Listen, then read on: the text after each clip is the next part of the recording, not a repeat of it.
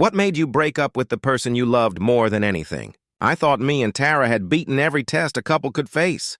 We met freshman year in college, dated through all 4 years, then survived 2 brutal years of long distance when I got this overseas job in Germany. Most couples don't make it through that stuff, but we did.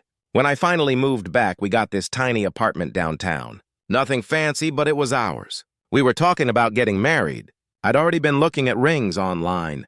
After everything we'd been through, I figured we were bulletproof. That Friday, I got off work early and decided to surprise her with dinner. She'd been stressed about her job lately, so I thought I'd make her favorite pasta dish from scratch. I was in the kitchen chopping onions when her phone started buzzing on the counter. Video call from her sister, Beth. I figured I'd answer and tell her Tara was in the shower or something. "Hey, Beth, it's me," I said, wiping my hands on a towel. But Beth's face went completely white like she'd seen a ghost. "Liam, where's Tara?" she asked, her voice all shaky. "Still at work. Why, you okay?" Beth stared at me for a long moment, then took this deep breath. "You need to know the truth before you marry her." My stomach dropped. "What are you talking about?" "Those 2 years in Germany." Beth's voice was barely a whisper. "She wasn't waiting for you?" I set the knife down. "What do you mean?" "She was seeing someone, not just dating, living with him. Jake from her marketing team. They were together the whole time you were gone." The kitchen felt like it was spinning. "That's not possible." "We talked every day. She visited me twice. Those visits were the only time she broke up with him. She'd tell Jake you were just a friend from college. She had him believing you guys were just close buddies." I couldn't breathe. "How do you know this?" "Because I met him at her birthday party last year. The one she told you was just work friends. He introduced himself as her boyfriend. They had pictures together on her nightstand, Liam. Wedding magazines on her coffee table. She was planning a future with him while planning one with you." The pasta water was boiling over, hissing on the stove. I turned it off without thinking. "They didn't break up until 3 weeks before you moved back. She told him she needed space to focus on her career. He had no idea you existed until the very end." I heard Tara's key in the lock. "She's home," I said. "I'm sorry," Beth whispered. "I should have told you sooner."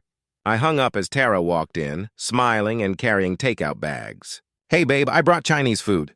"Wait, are you cooking?" She looked confused, seeing the half-prepped dinner. "Tara, I need to ask you something." Something in my voice made her freeze. "Okay, Jake from your marketing team, were you with him while I was in Germany?" Her face changed instantly. The takeout bags slipped from her hands, containers spilling across the floor. "How did you?" She stopped herself. "Just tell me the truth." She sat down hard on our couch, putting her head in her hands. "It wasn't supposed to happen?" "That's not what I asked." "Yes," she said quietly. "But it didn't mean anything. You were so far away and I was lonely." "And how long, Liam, please?" "How long, Tara?" "Saint. Ms.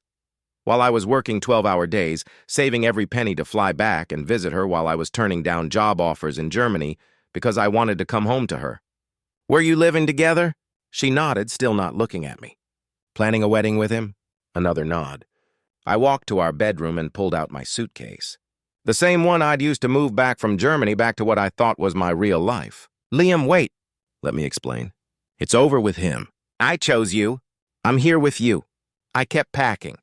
"You didn't choose me. You chose whoever was convenient." "That's not fair. I love you." "You loved him too. Had pictures of him where my pictures should have been." She started crying. "It was a mistake.